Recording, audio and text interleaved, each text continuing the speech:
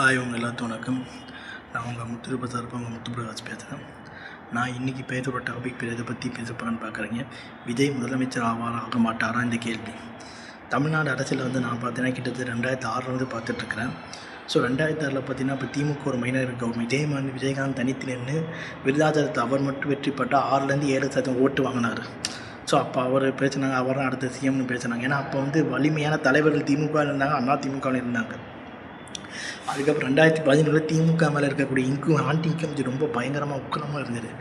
அப்போ பார்த்தோன்னா திமுக கிட்டத்தட்ட எதிர்கட்சி அந்தஸ்து கூட வரல. அதிமுகவோட கூட்டணி வச்சு தேமுதிக விஜயகாந்த் கிட்டத்தட்ட ஒரு 29 சீட்டு ஜெயிச்சார்னு நினைக்கிறேன். அங்கே அம்மையார் முதலமைச்சர் ஆனாங்க.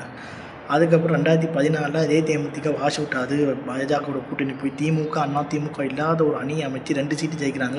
ஒன்று பாமக தருமபுரி, பாஜக இது கன்னியாகுமரி நினைக்கிறேன் 2 சீட்டு ஜெயிக்கிறாங்க. 2016 மக்கள் நல கூட்டணின்னு வைகோ உருவாக்கி அதில் விஜயகாந்த் முதலமைச்சர் டிக்ளேர் பண்ணி இப்போ விஜய் மாதிரி தான் அப்போ அவருக்கு மூவ்ஸ் இருந்துச்சு. ஆனால் அவரே உளுந்தூர்பேட்டை டெபாசிட்டை இழந்தார். விஜயகாந்த் அவர்களை கிட்டத்தட்ட 2-3 தொகுதி தான் அந்த மக்கள் நல கூட்டணியை டெபாசிட் வாங்குச்சு. ஒன்று திருமாவளவன் காட்டு மன்னார்கள், இன்னொன்று தலி தொகுதின்னு நினைக்கிறேன். இடதுசாரியில் ஏதோ ஒரு தொகுதி தான், 2 தொகுதி தான். ஸோ அதுக்கு மேலே எங்கேயுமே அந்த கட்சிக்கு வாய்ஸே இல்லை. அதுக்கப்புறம் வேறு வழி இல்லாமல் 2021 திமுகவோட கூட்டணியில் மக்கள் நல கூட்டணி ஐக்கியம் ஆயிடுச்சுன்னு சொல்லலாம். ஸோ இதுதான் தமிழ்நாடு ஹிஸ்ட்ரியோட வரலாறு. இப்போ 2026 எப்படின்னு தெரியல. ஏன்னா இப்போ இருக்க ஜென்சி கிட்ஸ் பசங்க, அவங்க 2K கிட்ஸ் பசங்களுக்கு விஜயகாந்த் அரசியல் எப்படிலாம் பண்ணாருன்னு தெரியாது. அப்படி தெரியும்னு நினைக்கிறவங்க யூடியூப்பில் சர்ச் பண்ணி பார்த்தோங்க. இவருக்கு வந்த க்ரௌடு அவருக்கு இருந்துச்சு. ஸோ ரசிகர்கள் அவங்க அவ்வளோதான், தொண்டர்கள் கிடையாது. விஜயகாந்த் ரசிகர்கள்னு சொல்லலாம், தொண்டர்கள்னு சொல்லலாம். அது ஒரு அரசியல் ஞானம் உதவி. இப்போ உள்ள ஜென்சி கிட்ஸ் பசங்களாம் 2K கிட்ஸ் பசங்க இப்போ வர தேர்தல் அதிகமாக பார்க்கறனால அவங்களுக்கு தமிழ்நாடு அரசியல் வரலாறு தெரியல, ஒரு பேசிக் ஃபண்டமெண்டலே தெரியல. சில பேர் சொல்கிறாங்க விஜய் அவர்கள் பெரம்பூரில் வெற்றி பெற சிஎம் ஆகிடுவாருன்றாங்க. ஏன்னா 114, 234, 118 ஜெயிச்சா தான் சிஎம் ஆக முடியும், அமைச்சரை அமைக்க முடியும். இதுதான் அரசியலமைப்பு சட்டம் சொல்லுது. அது தெரியாமல் இவங்கெல்லாம் இப்படி பேசிகிட்டு இருக்கிறது சினிமாவுடைய ஒரு எவ்வளோ தமிழ்நாடு சினிமாவில் மூழ்கி இருக்குது, சினிமா ஒரு பைத்தியமாக இருக்கிறாங்க, அதாவது அறிவில்லாமல் இருக்கிறாங்கன்றதை மே 4 நம்ம காட்ட போகுதுன்னு சொல்கிறாங்க. அது ஏன் இப்படி பேசுகிறான்னா, சரி இவருடைய பாலிசி என்னென்னா யாருக்கும் தெரியல. திமுகவால் 2 திட்டினார். 234 தொகுதி ஒரு பிரச்சாரத்துக்கு போல் 18 தொகுதி தான் பிரச்சாரமே பண்ணார்.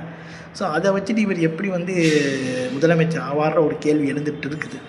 ஸோ ஒரு பூத்து இருக்குன்னா கிட்டத்தட்ட ஒரு 400 பூத்து, ஒரு தொகுதிக்கு 400 பூத்து இருக்குனாங்க. 400 பூத்துலேயும் மக்களோட மென்டாலிட்டி என்ன, அவங்களோட ஜென்சிக்ஸோட இது என்னன்னு சொல்லி இது பண்ணணும்.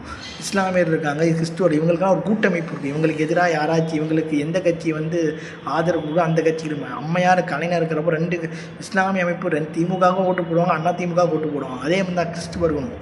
இப்போ விஜய் அவர்கள் இப்போ இருக்குன்னா ஏன்னா அவர் ரசிகர்கள் நம்பி தான் வரேன்னா, ரசிகர்கள் அரசியலை பற்றி விஜய்க்குன்னு ஓட்டு போடுவாங்க, ஒளிய கேண்டிடேட்டை பார்த்து ஓட்டு போட மாட்டாங்க. உதாரணத்துக்கு நான் சொன்னால் ராகவ் சந்தான ஒரு பிஜேபியோட எம்எல்ஏ இப்போ பார்த்தீங்கன்னா இதில் சேர்ந்துட்டார், மாமாப்பிலேருந்து பிஜேபி போயிட்டார். அது மாதிரினா அவர் நல்லா பேசுவார், பார்லிமெண்ட் நல்ல ஒரு கேள்விலாம் கேட்பார். அது மாதிரி நினச்சேன். ஆனால் ஜென்சி கிட்ஸ் பசங்களாம் அவர் மொத்தமாக இக்னோர் பண்ணிட்டாங்க. அந்த ஜென்சி கிட்ஸ் பசங்களாம் இப்போ விஜய்க்கு ஆதரவு கொடுக்குறாங்க. ஏன்னா விஜய் பார்த்தோன்னா அவருக்கு அவர் சார்ந்த ரசிகர்கள் அவர் என்ன முடிவு எடுத்தாலும் அவர் அப்படியே இருப்பாங்க. நாளைக்கே மோடி ஆதரவு கொடுக்கறனாலும் அவர் ஆதரவு கொடுப்பாங்க. ஏன்னா பாஜகவோட வரலாறு என்னன்னு தெரியாது, அவங்க ஆர்எஸ்எஸ் வரலாறு என்னன்னு தெரியாது. ஸோ இதனால் தமிழ்நாடு அரசியல்ன்றது ரொம்ப ஒரு எதிர்காலத்தில் ரொம்ப மோசமாக போகிறதுக்கு வாய்ப்புகள் அதிகமாக இருக்குது. இந்த ஜென்சி கிட்ஸ் பார்த்தாங்க நாலேஜை வளர்த்தாலும் பரவாயில்ல. ஆனால் அரசியலை சினிமான்ற ஒரு மோகத்தாலையும் சினிமா பைத்தியத்தாலையும் இந்த வாட்டி விழுந்த ஓட்டுக்கள் பசங்க போட்டாலும் பரவாயில்ல, அம்மா அப்பாவையும் அழ வச்சு குழந்தைங்களையும் ஒரு விஜய்க்கு தான் போடணும், விஜய்க்கு தான் ஓட்டு பிள்ளை மேலே சத்தியம் பண்ணுன்னு இது மாதிரி சென்டிமெண்ட் அட்டாக் பண்ணி நாட் ஒன்லி இந்துஸ் எல்லாமே, இஸ்லாமியர்கள், கிறிஸ்துவர் எல்லாமே ஒரு சில ஓட்டுகள், சிறுபான்மையான ஓட்டுகள் விஜய்க்கு போயிருக்கிறதுனால திமுகவின் வெற்றி கொஞ்சம் சில இடங்களில் பாதிப்பை உருவாக்கலாம்.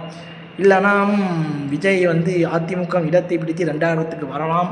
அது மாதிரியான கருத்து கணிப்புகள் சொல்லிகிட்டு இருக்குது. ஏன்னா இப்போ நிலைமை அப்படிலாம் இருக்குது. ஏன்னா இதே நாளுன்றது தமிழ்நாடு அரசியல் இது எதுவுமே பார்க்க முடியாத ஒரு மாற்றத்தை கொண்டு வருமோன்னு சொல்கிறாங்க. மேபி விஜயும் ஆனால் ஆகலாம். அப்படி எம்எல்ஏவோ ஒரு ஆட்சியே பிடிச்சாலும் அவர் பாஜகவுக்கு நான் கேள்வி கேட்டால் இருப்பார்ன்றது வந்து அரசியல் வல்லுநரோட கருத்து அது இருக்குது. ஏன்னா அவர் பிஜேபி பற்றி வாயே திறக்கலை, மற்றும் சில கட்சிகள் சொல்லிட்டு விட்டாரே தவிர பாஜக பற்றி அவர் வாயே திறக்கலை, டீலிமிட்டேஷனை பற்றி அவர் வாய் திறக்கலை. ஸோ இந்த விளைவு காரணமாக இந்திய அரசியல் இனி தமிழ்நாட்டில் எவ்வளோக்கு எவ்வளோ சினிமா வெறியர்கள் இருக்கிறாங்கன்ற ஓட்டு சதவீதத்தை மே 4 காட்டப்போகுதுன்னு அரசியல் வல்லுநர்கள் சொல்கிறாங்க. ஏன்னா ஒரு மாற்றத்தை இவர் கொண்டு வந்திருக்காங்க. மாற்றம் ஒன்றே மாறாதுன்னு சொல்லுவாங்க, அது உண்டான ஒரு மாற்றம் தான் இது. ஸோ தமிழ்நாடு அரசியல் ஒரு புதிய ஒரு அத்தியாயத்தை பார்க்க போதா மே 4ன்றது. நம்ம இது தாவேக்காவா என்ன அத்தியாயம் எழுத போதும் நம்ம பார்த்து தான் ஆகணும்னு சொல்லி என் வீடியோ முடிச்சுக்கிறேன். உங்கள் தான் விடைபெறுவது முத்து பிரகாஷ். பாய் பாய்.